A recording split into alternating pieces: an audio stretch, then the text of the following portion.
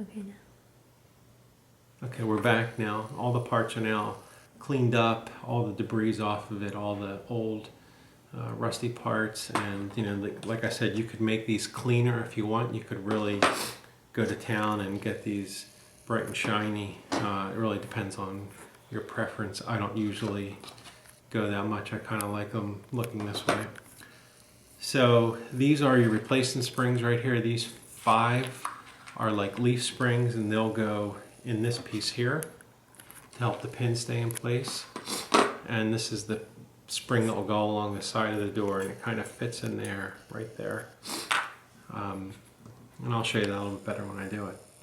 So the procedure to put these back together is you take this piece first, which fits right on there. There's a little post that fits on, and it fits right in there nicely. Your next one is this piece here, and it goes with these pieces down, and again you'll see it fits in there, and it should fit on top of the other piece, and again there's another little post that it lines up with, and then you have the piece where the pins will go into, and that also fits on the post. And then what I do is I take the pins, and I actually want to make sure that this part is always facing up no matter what you do. So you'll put those in like that. You'll take another one, you'll put this in so it's facing up.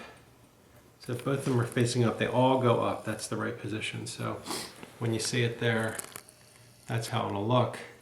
And then what you want to do is you want to take one of these springs, and you want to work it right into there. And sometimes you can do it with your hand. Sometimes you need a screwdriver. It may take me a little bit of time to get it in here, because sometimes it's more difficult than others. It really depends. I mean, when I say a little bit of time, I mean, you know, like 30 seconds or something. Some go right in. It really depends. But you basically want to get it, and you want to lie it in there just like that. So now you have a spring right there, which now puts enough tension for these pins to just slide up and down enough.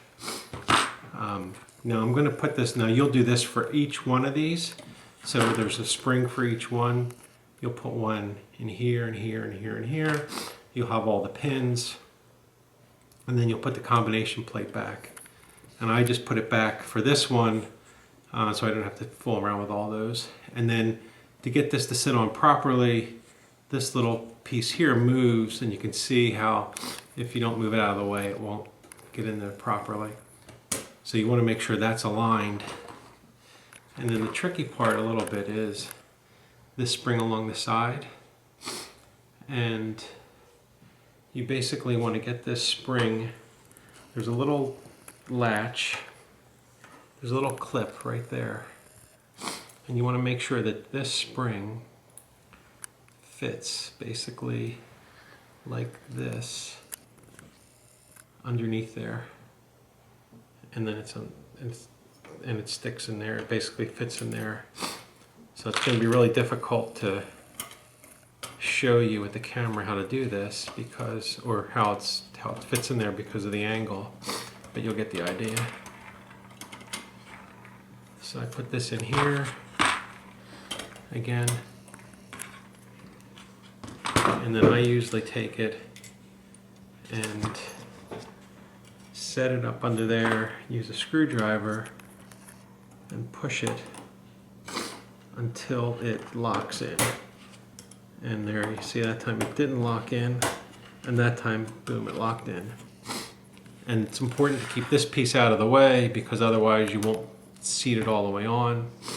And then I usually then replace these 3, because this spring is really tight, and if you fool around with it too much, it will it'll just pop this plate back off. So when you put these screws back down with the washers that kind of hold the lock on, that'll keep it in place.